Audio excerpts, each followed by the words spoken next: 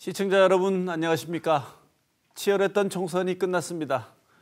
승자와 패자 모두 이번 선거 결과를 국민의 뜻으로 겸허히 받아들이겠다고 말했습니다. 그 말이 빈말인지 아닌지를 잘 살펴봐야 할 것 같습니다. 이번 주 뉴스비하인드에서는 21일 총선 이모저모와 박정희 대통령 동상 건립 관련 논란, 그리고 범죄 경력자 간부 채용에 반발하고 있는 기자들의 소식까지 살펴보겠습니다.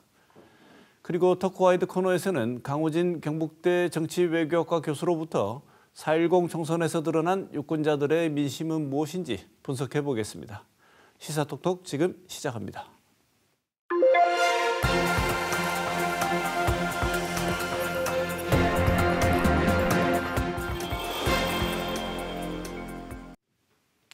뉴스비하인드 오늘은 총선 이모저모와 박정희 대통령 동상 건립 관련 여러 가지 논란 살펴보겠습니다.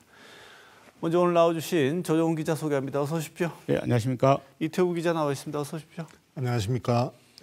자, 다들 알고 계시겠지만 특히 이 지역에서 25개 선거구에서 모두 국회의원 국민의힘이 압승했습니다. 그나마 조금 치열했다 할까요? 관심을 가져서 엎치락뒤치락 할 것으로 보였던 곳이 경산 선거구였는데, 여론조사에서는 최경환 무소속 후보가 앞서는 것으로 나왔던 것 같은데 최경환 후보 낙선했군요. 조정훈 기자. 네, 그렇습니다. 경산에서 친박 좌장이라고 불리는 최경환 무소속 후보가 일찌감치 선거 출마를 선언을 했었는데요. 여기에 비해서 국민의힘은 윤두현 의원이 처음에 출마를 하려고 했다가 불출마를 선언을 했습니다. 그러면서 친윤으로 불리는 조지현 전 청와대 행정관이 출마를 해서 관심을 끌었습니다. 또 진보당의 남수정 후보, 그리고 녹색정의당의 엄정혜 후보까지 여성 3명의 남성 1명 모두 4명이서 치열한 선거전을 펼쳤는데요. 조지현 후보와 최경환 후보의 두 후보가 굉장히 큰 접전을 벌였습니다. 총선 여론조사에서는 최경환 후보가 앞서는 여론조사가 다수 있었는데요. 선거 막바지로 가면서 조지현 후보와 접전을 벌였습니다. 국민의힘 한동훈 비대위원장도 조지현 후보를 지원하기 위해서 경선을 2번이나 찾았었는데요. 최경환 후보에 대해서는 당선이 되더라도 절대 복당은 불가하다, 이런 이야기를 강조를 하기도 했었습니다. 또 친박이죠. 유영아 후보가 지금 달서구 갑에 출마를 했었는데, 달서구 갑 선거구에서 선거운동을 하는 대신 조지현 후보를 지원하기 위해서 경산 하양시장을 방문을 하기도 했습니다. 박근혜 파리라는 비판에도 불구하고 조지현 후보 구하기에 적극적으로 나섰는데요. 그런 만큼 선거 결과도 굉장히 치열했습니다. 방송 3사 출구조사에서 두 후보가 박빙으로 나오면서 서로가 승리를 자신을 했었습니다. 그렇지만 지난 11일이었죠. 11일 새벽 2시가 지났어야 조지현 후보의 당선이 확정이 됐습니다. 네. 이태우 기자. 네. 이 두 후보가 이렇게 박빙이라는 건 잘 알겠는데, 다른 선거도 이런 경우가 많죠. 마찬가지지만 공약 가지고 선의 경쟁, 이런 공약이 도움이 될 것이다, 이런 얘기를 서로 경쟁적으로 하기보다는 역시 또 격화되니까 네거티브가 격화됐다죠. 그렇습니다. 최경환 후보 측이 조지현 후보 측을 허위 사실을 유포했다면서 고발을 했습니다. 내용을 들여다보면 이렇습니다. 한동훈 비대위원장이 시스템 공천에 들어와서 빠져나간 두 후보를 두고, 한 사람은 다시 선거구를 주지 않겠다, 그리고 나머지 한 사람에 대해서는 당선이 되더라도 복당을 시키지 않겠다라고 이야기했는데, 조 후보 측이 앞뒤 맥락을 다 잘라내고서 무소속으로 당선된 사람은 국민의힘에 복당시키지 않겠다라는 내용을 게시물로 만들어서 돌렸다는 겁니다. 이게 허위 사실이고 공직선거법 250조를 어겼다는 주장입니다. 지난 3일에는 조 후보가 유세에서 박 전 대통령 탄핵 때 본회의장에서 나타나지 않은 분, 기권한 분이라고 한 데 대해서 명백한 허위 사실이라며 경산선관위에 고발하기도 했습니다. 조지현 후보의 경력도 문제가 됐습니다.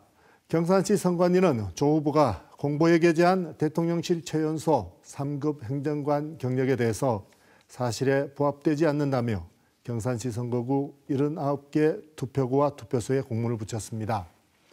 선관위 관계자는 대통령실 직제 규정에도 행정관은 별정직 공무원 상급에서 5급 상당까지 보한다고 규정되어 있어서 상당을 빼고 상급으로 기재해 사실에 부합하지 않는다고 말했습니다. 조 후보 측은 대통령실 별정직 공무원의 경우는 업무 수행 과정에서 직급 표현을 하지 않고 행정관으로 표현하는 것이 관례이자 상식이라고 주장했습니다. 조 후보 측은 최경환 후보 측이 선거 사무실을 빌릴 때 주변 사무실 시세의 90%나 싼 그런 사무실을 빌렸다면서 이것은 정치자금법 위반 의혹이 있다면서 수사를 촉구하기도 했습니다. 네, 조정우 기자. 영천 청도 선거구에서는 여당 후보 사무장이 야당 후보 선거 유세 차량에 올라서 몸싸움을 벌였다는데 이건 어떻게 된 겁니까? 네, 그렇습니다. 지난 2일이었는데요. 영천 공설시장에서 총선 후보자들의 유세전이 치열했습니다. 당시 이만희 국민의힘 후보의 사무장 A씨, 현직 시의원인데요. 이 A씨가 이영수 더불어민주당 후보의 유세차에 올라가서 음향장치를 끌어다가 몸싸움을 벌이는 사고가 발생을 했습니다. 이에 앞서서 이만희 후보 그리고 이영수 후보 또 무소속으로 출마한 김장주 후보가 후보 연설 순서를 미리 정했는데요. 그러면서 약속 시간 5분 전 앰프 전원을 끄고 차량을 이동 조치를 하기로 약속을 했었습니다. 그렇지만 처음 연설을 시작한 김장주 후보가 약 10분 정도 늦게 끝났는데요. 그 이후에 다음 순서인 이영수 후보가 연설을 마무리하려는 순간 이 A씨가 이영수 후보의 차량 위에 올라가서 앰프 음향장치를 끄려고 시도를 한 겁니다. 그러면서 선거운동을 방해를 했는데요. 약속 시간을 지키지 않았다라는 게 그 이유였습니다. 이영수 후보 측은 A씨를 선관위에 고발했고 또 영천시 선관위는 영천경찰서에 A씨를 고발을 했습니다. 공직선거법 제237조 1항에 따르면 선거 사무원을 폭행한 자 그리고 집회 연설을 방해하거나 위계 사술, 기타 부정한 방법으로 선거 자유를 방해한 자는 10년 이하의 징역이나 500만 원 이상 3천만 원 이하의 벌금에 처한다라고 규정을 하고 있습니다. 네. 이태우 기자, 네. 또 다른 색깔 뉴스가 하나 있던데요. 야당의 한 후보자가 학교 앞에서 요즘 유행하는 춤을 추는 영상을 올렸는데 조회수가 무려 500만 가까이 나왔다지요? 북구갑에 출마한 박정희 후보입니다. 비록 낙선을 했지만 이 영상으로 아주 유명해졌습니다. 이번 선거에서는 SNS상에 쇼츠 형식의 챌린지를 만들어서 활용한 그런 후보들이 많았는데요. 박 후보는 이른바 하이디라오 댄스 챌린지, 나토르 춤 릴스 영상을 찍어서 자신의 SNS에 올렸는데 선거 기간 조회수가 500만을 넘겼습니다. 박 후보는 복잡한 동작을 능숙히 소화해서 이목을 끌기도 했습니다. 이 영상이 인기를 끌면서 학생들이 우리 학교 앞에 와서도 좀 이걸 해달라는 그런 댓글이 줄을 잇기도 했습니다. 네. 참 재밌네요. 네. 자, 이번 선거에서 누가 뭐라 그래도 가장 주목을 많이 받고 사람들에게 여러 가지 얘기들이 이어졌던 논란은 대파 논란 아니겠습니까? 대통령이 대파한다에 875원이 이 정도면 적절한 것 같다 이렇게 말을 하면서 논란에 이제 휩싸이게 되었는데 대구 지역 후보들도 뭐 이 대열에서 빠지지 않은 것 같습니다. 조정우 기자 어떻습니까? 네, 맞습니다. 대구 수성갑에 출마한 강민구 더불어민주당 후보가 대표적인데요.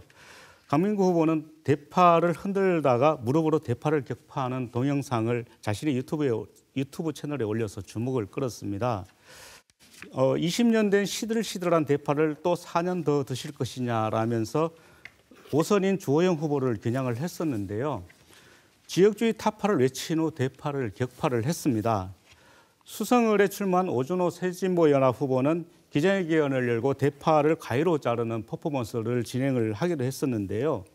오준호 후보는 윤석열 대통령은 대파 한 단을 875원에 샀다라고 했지만 제가 직접 마트에서 구매한 대파 한 단은 2,700원이었다 이렇게 얘기를 했습니다. 그러면서 한 뿌리에 540원이고 875원어치는 한 뿌리 반밖에 되지 않는다 이렇게 주장을 했는데요. 또 조국혁신당의 조국 대표는 대구를 2번을 찾았습니다. 지난 9일과 3월 28일 대구를 방문을 했는데요. 조국 대표는 윤 대통령의 실정과 무능이 대파로 드러났다라고 이야기를 하면서 이번 총선은 대파로 참패할 것이다 이렇게 얘기를 했습니다. 조국 대표는 또 대파 한 단이 875원이라고 말하는 대통령을 비판하는 게 좌우와 무슨 상관이 있느냐 이렇게 지적을 하기도 했습니다. 네. 조 기자 뭐 또 따로 전할 내용 있나요? 네, 하나만 더 말씀을 드리면요. 대구 중남구에 출마한 국민의힘 김기웅 후보입니다. 김기웅 후보는 자신의 후원의 사무실에 당선을 축하합니다라는 화분을 배치를 했다가 야당으로부터 집중 공격을 받았는데요. 투표가 시작되기도 전부터 벌써부터 당선자 코스프레를 하느냐 이런 비난을 받았습니다. 네. 우리 지역이니까 가능한 얘기 아닐까 싶기도 합니다. 네, 이 얘기는 여기서 마치고요. 두 번째 이야기로 넘어가 보겠습니다. 두 번째 이야기는 박정희 대통령 동상 건립 관련 논란입니다. 홍준표 시장이 이런 얘기 추진한다고 저희들이 한번 다뤘던 것 같은데요. 논란의 시작은 홍준표 대구시장이 이제 시작을 했던 것 같은데 박정희 대통령 기념 사업 지원 조례를 만들어서 동상과 기념공원을 만들겠다는 건데요. 이토 기자. 네. 이 논란이 시작된 건 지난달 3월, 그러니까 지난달이죠. 3월 초부터였던 걸로 기억합니다. 11일입니다. 네네. 그 홍준표 대구시장이 대구시청에서 열린 간부회의에서 이렇게 이야기를 합니다. 박정희 대통령을 기릴 수 있는 기념사업을 할 수 있는 조례를 만들고 또 동상을 건립할 수 있는 추진위원회를 만들라 이렇게 지시를 하는 거죠. 장소는 동대구역 광장과 대구도서관 광장을 이름을 바꿔서 박정희 광장으로 만들고 거기에 동상을 세우겠다는 겁니다. 예산은 아직 정해지지는 않았지만 적어도 10억 원은 될 것으로 그렇게 보여집니다. 그 홍준표 대구시장은 어떤 일을 할 때 보통 SNS를 통해서 먼저 알리기도 하는데 이번 일도 마찬가지였습니다. 지난 3월 8일에 페이스북입니다. 홍 시장은 우파가 집권했는데도 이승만 기념사업이나 박정희 기념사업은 좌파 눈치를 보면서 망설인다며 우파는 비겁하다고 했습니다. 그러면서 국비 지원을 받으려면 좌우 논쟁으로 어려워지니까 대구 시비로 추진한다고 밝혔습니다. 세상을 외눈으로 보지 말고 두 눈으로 보라고까지 했습니다. 네. 조종우 기자. 박정희 대통령 동상 동대구역 그리고 대구 도심이 만든다라고 이렇게 계획인데요. 네. 이런 생각, 박정희 대통령 동상을 만든다는 것에 대해서 동의하지 않는 사람들한테는 이 두 곳에 동상 만들겠다는 생각 자체가 아주 도발적으로 보일 수도 있을 것 같습니다. 이 반발이 상당할 수도 있을 것 같은데 시민단체 일단 어떤 얘기를 하고 있습니까? 우선 독재자의 광장 그리고 동상은 부적절하다. 대구의 얼굴에 너무 부담스럽다. 이런 얘기를 많이 하고 있습니다. 대구 참여연대를 비롯한 시민단체들은 민주주의에 바탕하고 변화를 기대하는 시민은 도대체 어느 시대에 살고 있는지 대구는 과연 어디까지 퇴행할 것인지 묻지 않을 수 없다. 이렇게 비판을 했는데요. 그러면서 박정희 동상 그리고 박정희 광장을 명명하는 것을 철회하라 이렇게 요구를 했습니다. 또 이런 목소리가 한둘이 아니었는데요. 여러 시민단체가 모여서 박정희 우상화 사업 반대 범시민운동본부를 만들기도 했습니다. 박정희 우상화 반대 운동본부는 박정희 유신독재 시절 고문 등의 피해를 받은 단체가 중심이 됐는데요. 박정희 군사정권 당시 긴급조치 피해자인 백현국 대구경북진보연대 상임 공동대표는 동상은 기릴 만한 게 있는 사람을 위한 겁니다. 박정희는 친일 성향의 쿠데타를 일으킨 독재자로 반민주적, 반민족적 행동을 했습니다. 박정희 씨가 왜 동상으로 남아 시민에게 뭘 기리게 한다는 겁니까? 라고 비판을 했습니다. 그러면서 홍준표 대구시장이 차기 정치적 욕심 때문에 동상을 세우려 하는 것 아니냐 이렇게 주장을 했는데요. 대구시도 추진하는 조례안에 대해서 지난 1일까지 시민 의견을 물었습니다. 그런데 찬성 의견은 단 한 건도 없었고요. 반대 의견은 무려 880여 건이나 됐습니다. 그렇지만 대구시는 타 지자체에서도 전직 대통령 기념사업 관련 조례가 있으며 대한민국 산업화를 이끈 박정희 대통령 기념사업 추진 근거 마련을 위해서 조례를 제정하고자 함, 이런 답변을 내놨는데요. 조례 제정을 강행하겠다, 이런 뜻을 밝혔습니다. 네.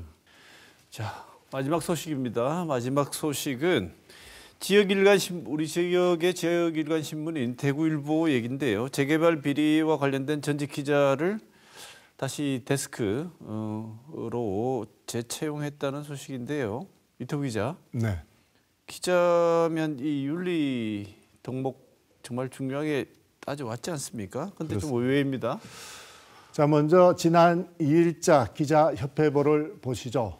기자협회보는 한국기자협회가 만드는 신문인데요. 대구일보 기자들 범죄 경력자 부장급 채용에 반발한다는 머리글이 눈에 들어옵니다.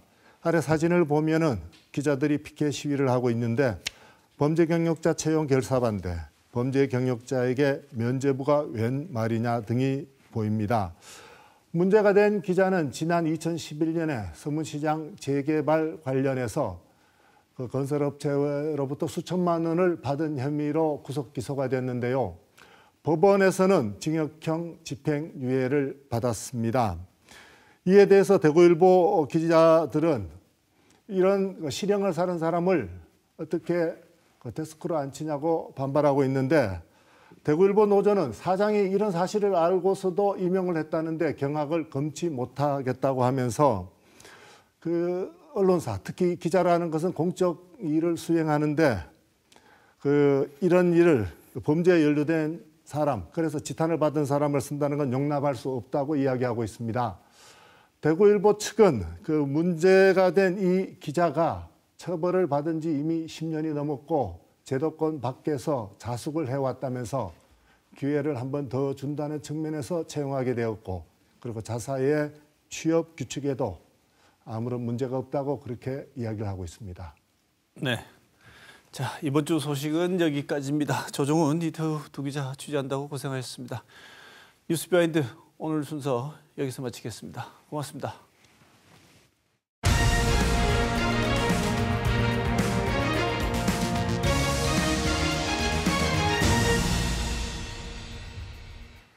치열했던 제22대 총선이 끝났습니다. 의석수로만 보면 사상 최대의 의석차를 보인 결과가 나타났는데요. 오늘 강우진 경북대학교 정치외교학과 교수 모시고 총선 여러 가지 측면에 대해서 한번 짚어보도록 하겠습니다. 강 교수님 어서 오십시오. 네, 안녕하세요. 경북대 정외학과 강우진입니다. 네, 이번 총선 여러 가지 예측도 있고 실제 선거가 있기 전에 약간 여당이 어려운 구도 속에서 치러지는 것 아니냐는 예측은 많았습니다만 결과적으로 굉장히 큰 표차로 결과가 나타났습니다. 먼저 이번 총선에 강 교수님 생각하시는 관전평 먼저 말씀을 듣고 본격적인 얘기 나눠보겠습니다. 이번 선거는 이제 윤석열 정부 3년 차에 치러지는 중간 평가 성격을 가진 선거였습니다. 기본적으로는. 그렇지만 이번 선거는 기로에 서 있는 한국 민주주의에 대단히 중요한 영향을 미칠 수 있는 대단히 중요한 선거였다고 말씀드릴 수 있을 것 같고요. 선거 결과를 보면 정말 민심의 편결은 대단하고 절묘하다라고 평가할 수 있을 것 같습니다. 지난 이제 2년 넘게 민심의 요구에 응답하지 않고 또는 실정에 책임지지 않았던 윤석열 정부에 대해서는 민심의 편결은 대단히 엄혹했고요. 그래서 야권의 압도적인 의석을 몰아줬습니다. 그럼에도 불구하고 이제 조국 신당이 외쳤던 것처럼 3년은 너무 길다라든지 이런 또 야권 일각에서 요구하는 압도적 200석이 넘는 의석을 원하기도 했었는데 그 의석을 주지 않음으로써 절묘한 균형을 맞추지 않았나 이렇게 생각을 합니다. 그래서 어느 한쪽이 일방통행을 하지 못할 정도로 절묘하게 민심의 편결이 균형을 이뤘다 이렇게 말씀드릴 수 있을 것 같습니다. 네, 말씀하신 내용을 보면은 경고할 것은 경고하고 그렇다고 해서 그 경고가 자칫 불러일으킬 수 있는 과도한 측면은 경계했다 이렇게 말씀 주셨는데 이번 선거전에서 주로 나왔던 얘기가 둘 다 모두 심판이었습니다. 정부의 실정에 대한 심판, 또 2조 심판이라고 하는 야당 대표와 조국 전 장관에 대한 심판이 등장을 했는데 사실 이 야당을 심판하자는 프레임 자체가 이상했다 이런 얘기들은 이제 선거 이후에도 많이 그것이 가장 중요한 패인 중에 하나다 이렇게 지적하기도 하는데 강 교수님 보시기에 이 심판론의 대상, 심판론의 적용 과정 그리고 결과적으로 이 심판론은 어떻게 작동했다고 보십니까? 안타깝게도 이번 선거를 가르는 가장 중요한 캠페인 구호는 이제 심판론이었죠. 초반에 윤석열 정부 같은 경우는 이제 운동권 심판론을 내세우다가 조국 신당이 바람을 일으키자 2조 심판론을 또 내세우기도 했습니다. 야권의 구호는 이제 윤석열 정부, 검찰 정부 심판론이었고 특히 조국 신당 같은 경우는 앞서 잠깐 말씀드린 것처럼 3년은 너무 길다라는 이제 좀 자극적인 구호를 제시하기도 했었고요. 그렇지만 이번은 이제 예를 들면 허니문 선거, 집권 후 바로 치러지는 허니문 선거가 아닙니다. 예를 들면 18대 총선 같은 경우 집권 후 3년 차에 치러지는 그리고 지난 2년 동안에 수많은 논란이 있었던 윤석열 정부에 대한 중간평가라는 기본적인 성격이 사실 변하지 않는 것이죠. 그럼에도 불구하고 윤석열 정부 집권당은 야당 심판론을 제기했다는 점에서는 이제 나중에 말씀드리겠지만 이번 선거의 가장 큰 실책 중에 하나가 아닌가 이런 생각을 하고요. 양쪽의 심판론이 이제 부딪히면서 가장 안타깝게 사라진 것은 정말 중요한 정책 대결입니다. 각 당이 사실 선관위에 10대 공약을 제기하기도 했습니다. 그리고 그걸 좀 살펴보면 뭐 비슷한 점도 있지만 또 일정 정도 중요한 차이가 나타납니다. 대표적으로 기후 위기에 대한 대응 같은 경우가 그렇죠. 그래서 특히 집권당 같은 경우는 이제 상대방을 혐오하고 심지어 악마화하는 전략을 시기도 했습니다. 1,600만 표를 얻었고 역사상 가장 적은 득표율 차 그리고 두 번째로 작은 표차를 얻어서 집권에 실패한 제1야당을 두고 제1야당을 선택을 하면 범죄 집단에 면허증을 주는 것이다라는 얘기를 했었고요. 그리고 앞서 말씀드린 것처럼 3년은 너무 길다라는 그것도 있었고 제1야당의 대표 같은 경우는 물론 이제 중진을 대상으로 하는 얘기였습니다만은 뭐 이번 선거는 신한일전이다 이런 요구를 하기도 했었고요. 이런 난무하는 심판론 사이에서 진짜 유권자들은 어떤 기준으로 자신의 대표를 선택해야 될 것인가라는 가이드가 사라졌다는 점이 가장 큰 안타까운 점이라고 말씀드릴 수 있을 것 같습니다. 네.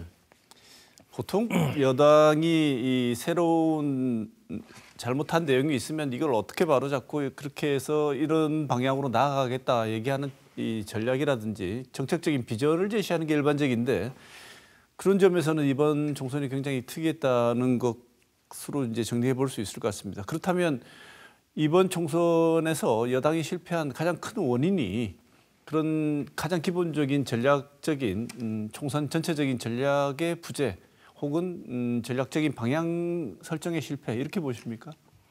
일반적으로 선거는 뭐 잘 알려져 있듯이 구도, 인물, 바람 얘기하지 않습니까? 근데 구도를 기본적으로 인정하는 데 실패했던 거죠. 첫 번째는. 왜냐하면 뭐 여론조사마다 좀 차이가 있습니다만은 35%에 달하는 이제 지지율, 뭐 사실 박스권에 갇혀 있었죠. 그리고 60%가 넘는, 50%가 넘는, 60%가 넘는 그런 부정적인 평가가 사실 1년 내내 이제 반복됐던 게 사실이거든요. 그리고 이제 민심의 도도한 흐름 같은 경우는 윤석열 정부에 대한 요구가 많이 있었죠. 사실 집권당은 자산이 많습니다. 그래서 집권당이 만약에 2년이 지난 이 시점에라도 만약에 다른 전략을 선택했다면 결과가 달라질 수 있을 것 같고요. 이런 구도 속에서 이제 바람은 사실 이제 선거 전략이라고 말씀드릴 수 있을 것 같아요. 캠페인 전략. 앞서 말씀드린 것처럼 집권당의 전략은 그동안의 실정을 일정 정도 받아들이고 그렇지만 우리는 이런 비전을 제시하겠다라는 그런 미래지향적인 선거로 이것을 전환하는 것이 아니라 과거지향적인 대결 구도로 심판론으로 선거를 만들어갔다는 점에서는 이제 구도에서 완전히 실패한 것이고 또 인물입니다. 인물. 사실 과거를 돌아보면 이제 김대중 대통령 같은 경우도 집권 후반부를 중반부를 넘어서면서 여러 가지 실정이 나타나고 또 스캔들이 생기면서 지지율이 하락하자 새로운 정당을 창당하기도 했었거든요.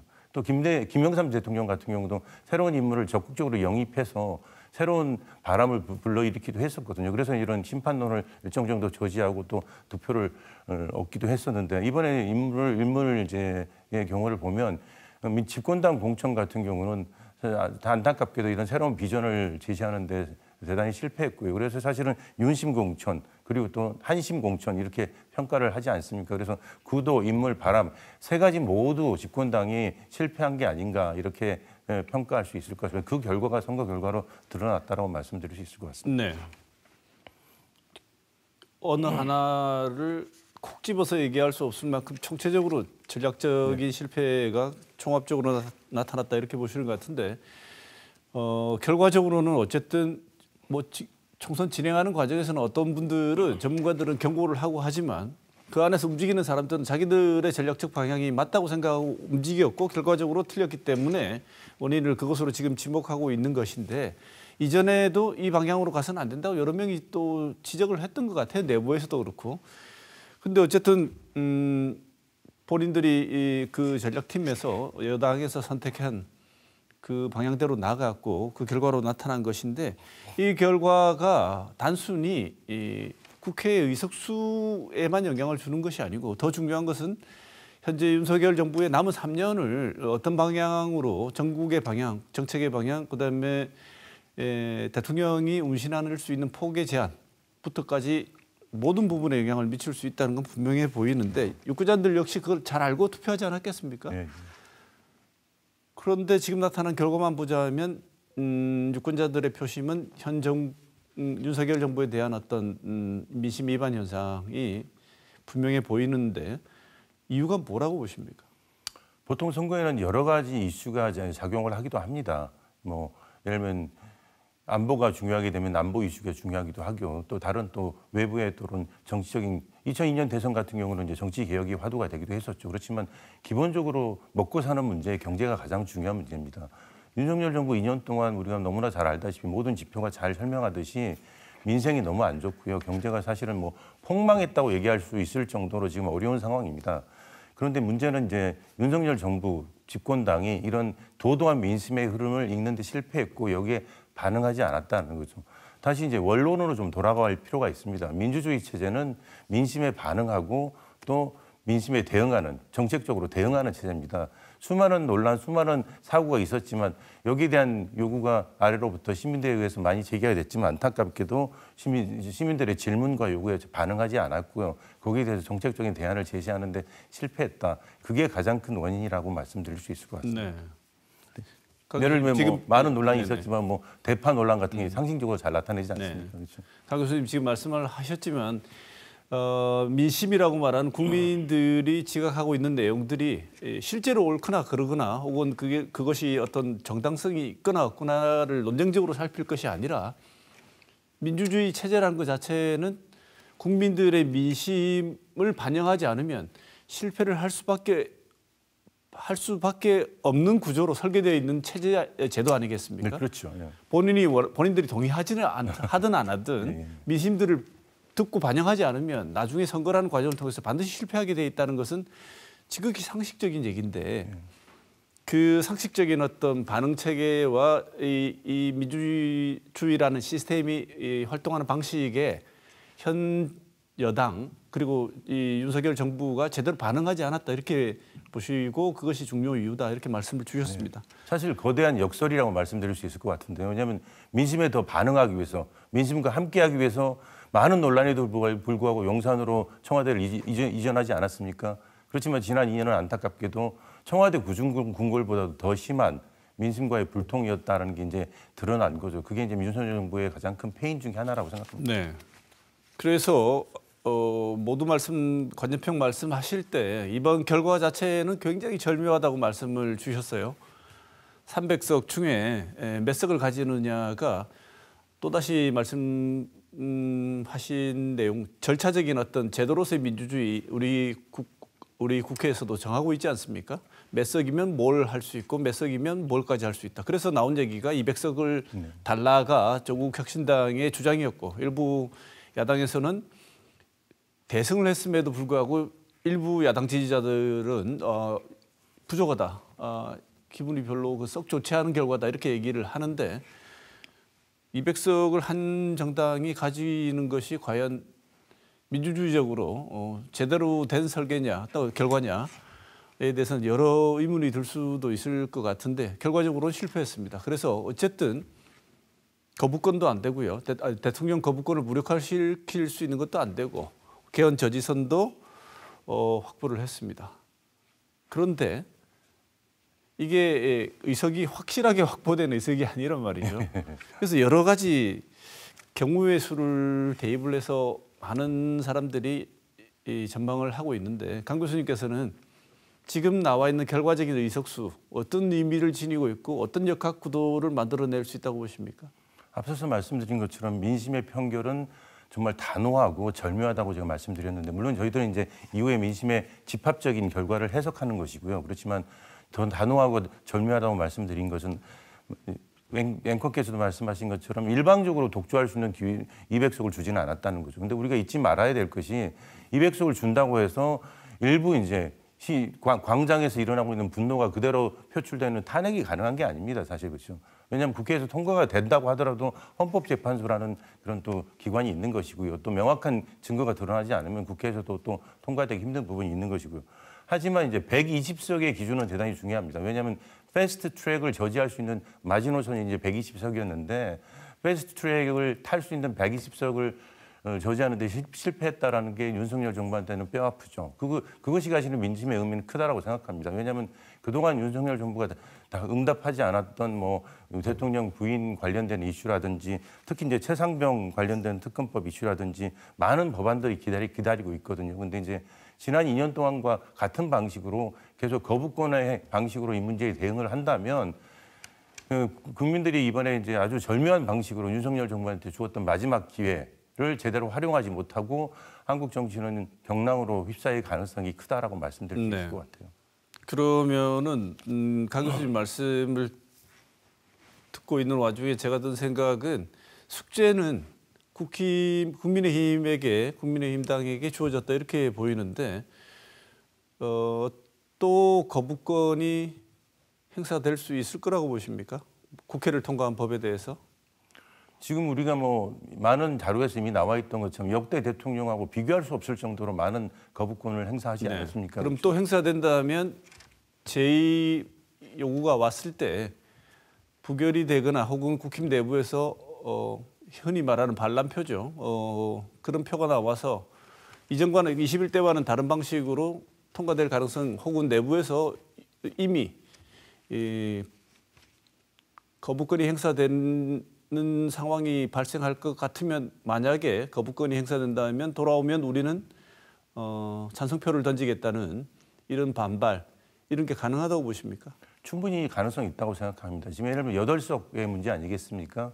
근데 예를 들면 최상병 특검법 같은 경우는 국민적 공분을 샀던 문제고요. 여러 가지 이슈가 만약에 터져 나온다면 거기에 대해서 집권당 내에서도 여러 가지 갈등 등이 생길 수 있고요. 심지어는 뭐 김대중, 김영삼 대통령의 경우에서도 나타났던 것처럼 대통령 탈당 얘기가 나올 수도 있고요. 그것은 이제 집권당, 특히 윤 정부가 어떻게 하느냐에 따라서 좀 상황이 바뀔 수 있는 여지라고 생각합니다. 네.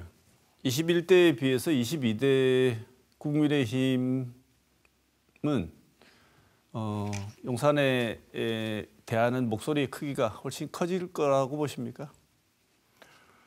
지금 이제 집권당 말기는 아님에도 불구하고 지금 집권당이 이제 과거와 비교할 수 없을 정도로 패배했고 지금 국정 동력을 급격하게 상실하는 상황이다. 아직까지는 뭐 본격적 레임덕은 아니지만 이후에 이제 대통령이 어떻게 대응하느냐에 따라서는 급격한 레임덕에 빠질 수도 있기 때문에 이전과는 많이 다른 상황이 발생할 수도 있다고 생각합니다.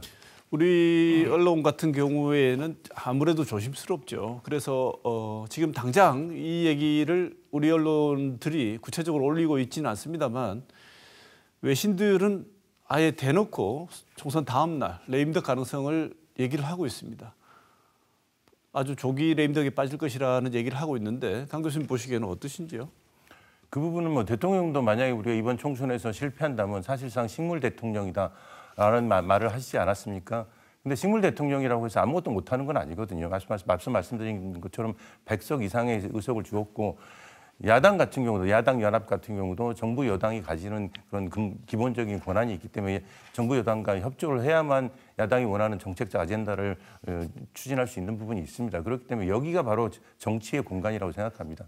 이전 2년과는 다르게 윤 대통령 특히 정부가 좀 본격적으로 다른 모습을 가지고 야당을 대하고 국회를 대한다면 저는 레임덕으로 빠지지 않고 정치가 복원될 가능성도 뭐 없지는 않다라고 평가할 수 있을 것 같습니다. 네.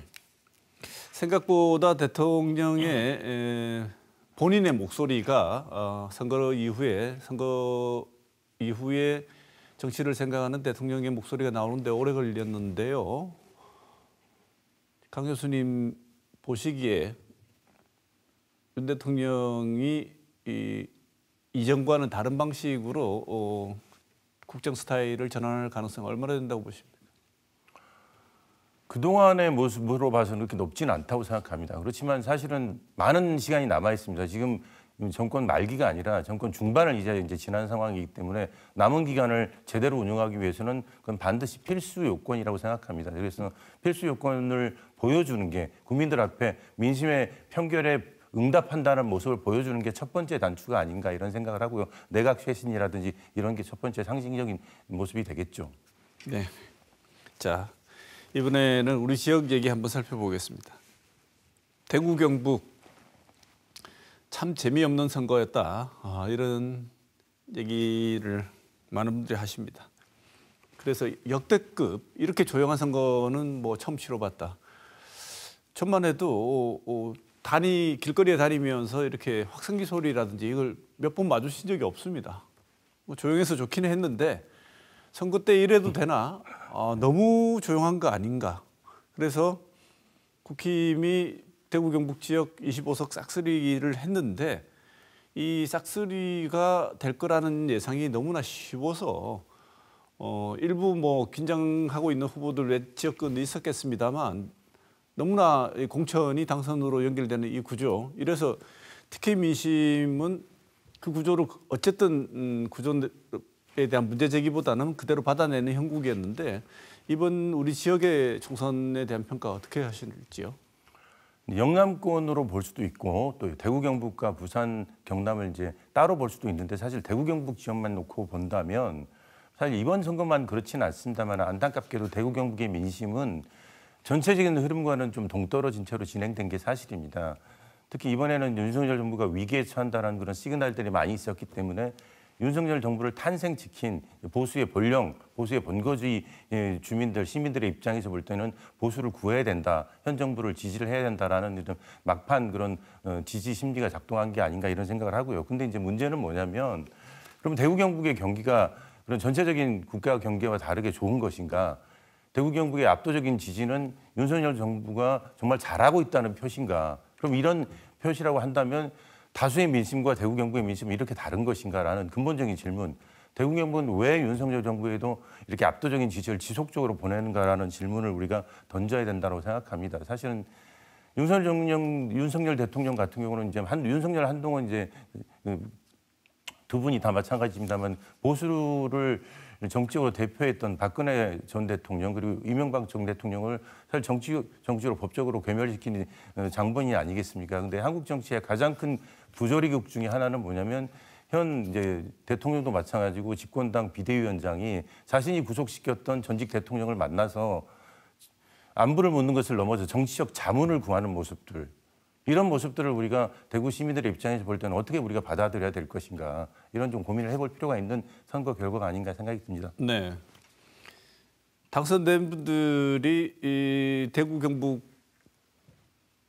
주민들이 투표한 이유에 대해서 좀 해석을 해서 좀 전해줘야 되지 않을까 하는 생각도 합니다. 네. 지지의 이유가 여러 가지가 있을 텐데요. 우리는 당연히 지지하는 것처럼 느껴지면 안 되지 않을까. 그런 해석은 우리 지역에서 당선된 국회의원들이 책임감을 가지고 좀 전달해야 될 것 같다는 생각이 드는데 그걸 잘 안 하시는 게 아닌가 하는 생각이 듭니다. 네. 자, 경산에서 그나마 접전이 좀 있었습니다. 경산에서는 초접전을 펼쳤는데요. 정치 신인이었던 조지현 당선인이 무려 5선에 도전하는 이 지역의 거의 맹주라고 불리는 분이죠. 최경환 무소속 후보를 꺾었습니다. 이 선거 이전에는 어쩌면 최경환 후보가 여기는 그동안의 저력을 바탕으로 무소속이지만 당선이 되지 않을까 이런 예측들도 꽤나 많았던 것 같은데 이번 선거 결과 어떻게 해석할 수 있을까요? 이번 선거 결과는 사실 이제 우리 조지현 후보 같은 경우는 청년이고 신인이기 때문에 사실은 한국 정치의 미래를 위해서 이렇게 청년과 신인들이 많이 당선되는 게 바람직하다고 말씀드릴 수 있겠죠. 그렇지만 어쨌든 일반적인 여론조사 결과와 또 이전 선거 결과하고는 좀 다른 선거 결과가 아닌가 이렇게 평가할 수 있을 것 같고요.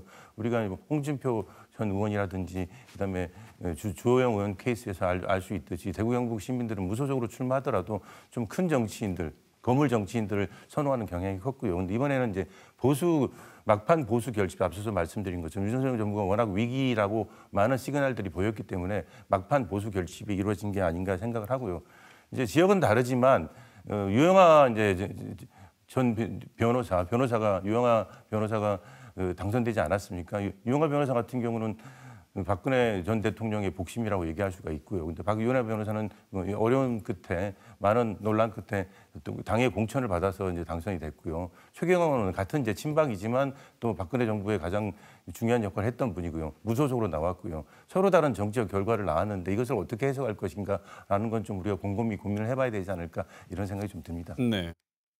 이런 와중에 우리 지역에 그나마 색깔이 다른 더불어민주당 금배지를 다신 분이 비례의 대표지만 지역구는 아니지만 임미애 더불어민주당 경북도당 위원장 어쨌든 비례대표 더불어민주연합 비례대표 13번으로 국회의원 배지를 달게 됐습니다. 이유는 어떻게 평가하시는지요?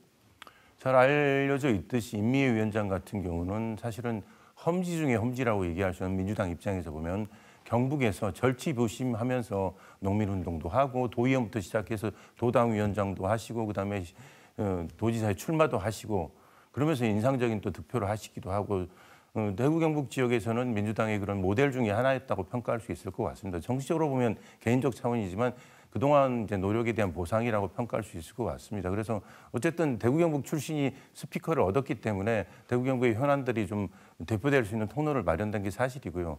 또 다른 면에서는 예를 들면 부산 지역에서 전재수 의원 같은 경우는 이번에 혼자 당선됐습니다만은 정말 어려움 속에 끝까지 살아남아서 그 지역의 지역 밀착형 후보로서 경쟁력을 확보한 모델을 만들었거든요. 근데 대구 경북은 기존에 이제 여러 가지 유명한 정치인도 왔다 가고 그렇습니다만은 이런 임미애 의원님 같은 지역에서 살아남는 그런 모델을 만드는 데는 아직까지는 성공하지 못했다는 점에서는 좀 더 아쉬움은 또 있는 것 같습니다. 네. 아직 시간이 멀었습니다만 이 질문은 드리면 너무 길어질 것 같으니까 질문을 아주 짧게 대답을 해주시면 네. 망한 잠룡, 대선 잠룡 중에서 망한 잠룡들이 있고 다시 살아난 잠룡도 있습니다. 한동훈, 이재명, 원희룡, 조국 등등 강 교수님 보시기에 가장 주목할 만한 자기 대권 잠룡 중에 누가 눈에 띄시는지요? 이유는 뭔지 짧게 듣고 마지막 질문 드리겠습니다. 아무래도 조국 전 장관이 되겠죠. 근데 조국 전 장관 같은 경우는 이제 결단을 해서 민심의 이제 바람에 등에 업고 이번에 예상 밖의 놀라운 결과를 얻은 건 사실인데 앞으로 남아있는 이제 사법적인 절차가 남아있기 때문에 이후에 넘어가야 될 사안은 많다고 생각합니다. 하지만 조국 현상에 대한 일정 정도 기반을 확인했다는 점에서는 가장 성공한 케이스라고 얘기할 수 있겠고 두 번째는 이재명 대표라고 말씀드릴 수 있을 것 같습니다. 나머지 두 분 같은 경우는 지금 상황에서는 흐림과 폭풍우 이 정도로 정리할 수 있을 것 같습니다. 네. 흐리다가 조국 장관도 흐리다가 다시 햇볕으로 돌아온 케이스이기 때문에 한국 정치가 다이내믹하죠. 생물은 맞는 것 같습니다. 맞습니다. 죽었다가 살았다가 하니까 지켜볼 필요가 있을 것 같습니다. 자, 끝으로 시간이 마무리해야 될 시간인데요.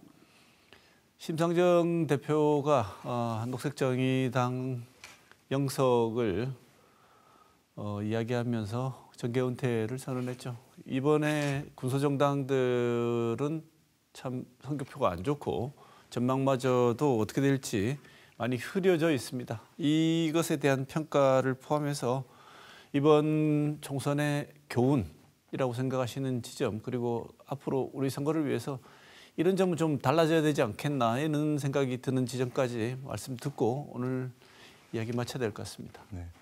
민주노동당이 개척했던 진보정당 1세대가 막을 내렸다고 생각을 하고요. 시간 관계상 자세히 말씀드릴 수 없지만 많은 제약이 있습니다. 사실 이념적인 제약도 있고 구조적인 문제고 또 선거 제도의 문제가 있고 행위자의 문제가 있고요. 행위자의 문제가 제일 크다라고 생각합니다. 그래서 뼈아프게 받아들여야 된다고 생각을 하고요. 그나마 이런 폐허 속에서 일정 정도 성과를 얻은 진보당과 이제 새로 3인당 그리고 이제 그 정의당의 이제 후신이라고 얘기할 수 있는 그런 정당들이 이제 이 세대를 재건하지 않을까 이런 생각을 하고요.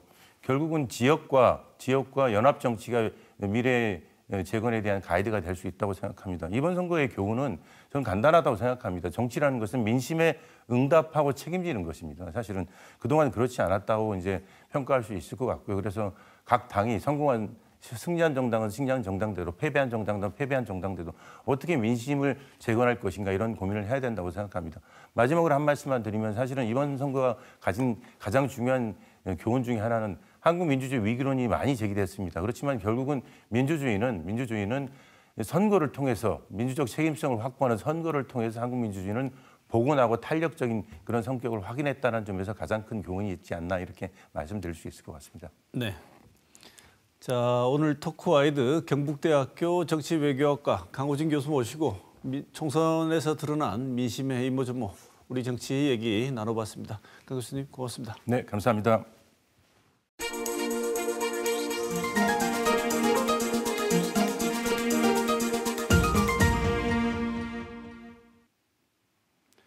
국민 마음의 소리를 그 어느 방법보다 선명하게 들을 수 있는 총선이 끝났습니다. 이번 총선의 결과는 이긴 쪽이든 진 쪽이든 그 결과를 국민 마음의 소리로 잘 알아들어야 합니다. 표를 던진 것이 그 정당의 노선이나 후보가 마음에 들거나 지지해서만이 아니라는 사실을 알아들어야 한다는 것입니다. 그래서 이긴 쪽은 혹여 본인들의 노력으로 이루어낸 성취라는 착각은 제발 하지 말아주길 바랍니다. 말귀라는 우리말이 있습니다. 어떤 말이 뜻하는 내용을 이르거나 남이 하는 말의 뜻을 알아듣는 총기를 말합니다. 이 총기가 없으면 다른 사람이 하는 말을 자기가 듣고 싶은 대로 듣습니다. 이번 선거 결과를 통해 국민이 하고 있는 말의 뜻을 본인들의 생각대로 듣지 말고 제대로 잘 알아듣기 바랍니다. 국민의 마음이 전하는 말귀를 못 알아들으면 어떻게 되는지 이번 총선 결과는 말해주고 있습니다. 이번 주 시사톡톡은 여기서 마치겠습니다.